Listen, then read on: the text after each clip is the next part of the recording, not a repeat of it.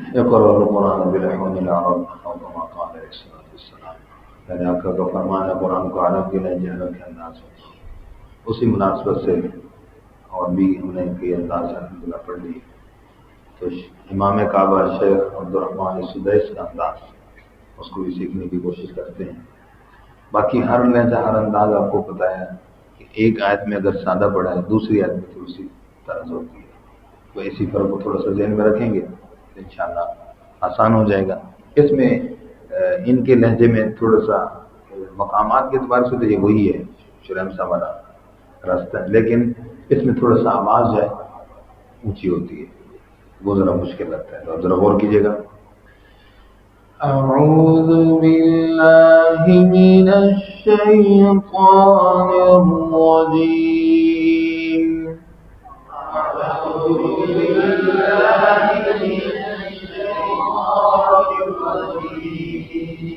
بسم الله الرحمن الرحيم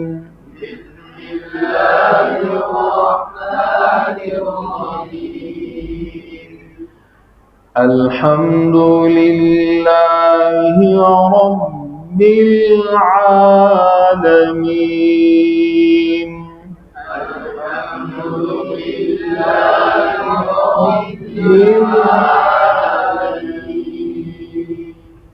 शरैन के सदर यहाँ फर्क आता है, अल्हम्दुलिल्लाह सीधे चलेंगे तो शरैन बन जाएगा, और यहाँ पे आवाज़ ऊंची हुई थी सदर से बने।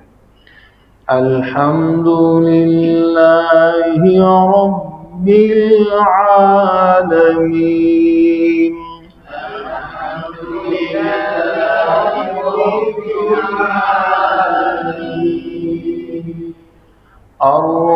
अर्रहमानिर रहीम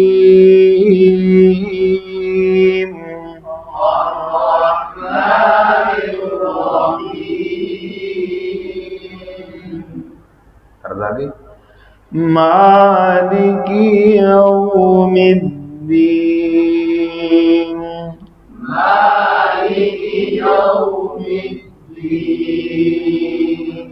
बाकी बिल्कुल सीधी माँ पे बात थोड़ी मालिकी यौमिद्दीन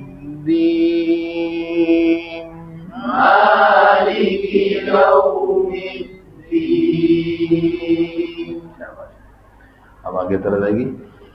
इय्याक नअबुदु व इय्याक नस्तईन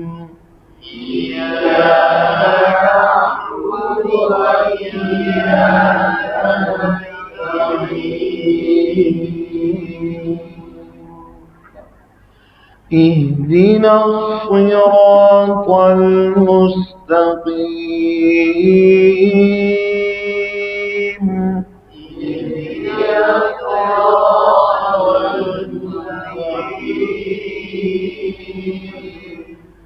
صراط الذين أنعمت عليهم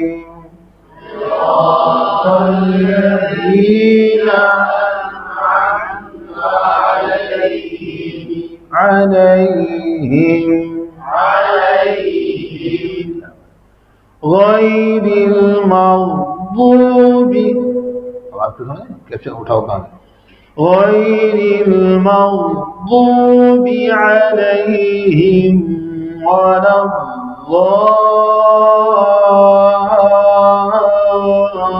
الضالين غير المغضوب عليهم ولا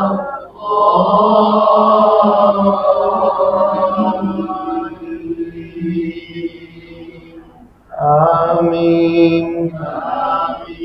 एक सूरत में पढ़नी आप भी पढ़ेंगे सर? हाँ जी आप भी पढ़ेंगे जैसे والعاديات ضبحا فالموريات قدحا فالمغيرات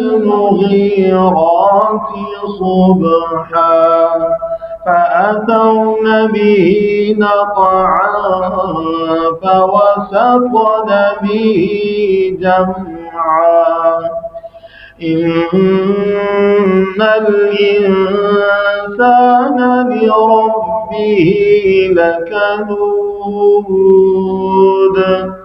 وإنه على ذلك لشهيد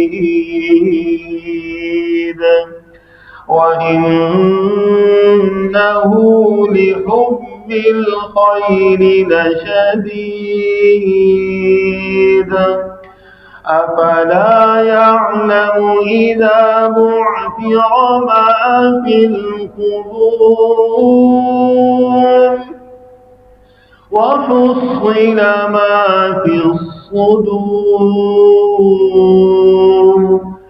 إن ربهم بهم يومئذ لخبير.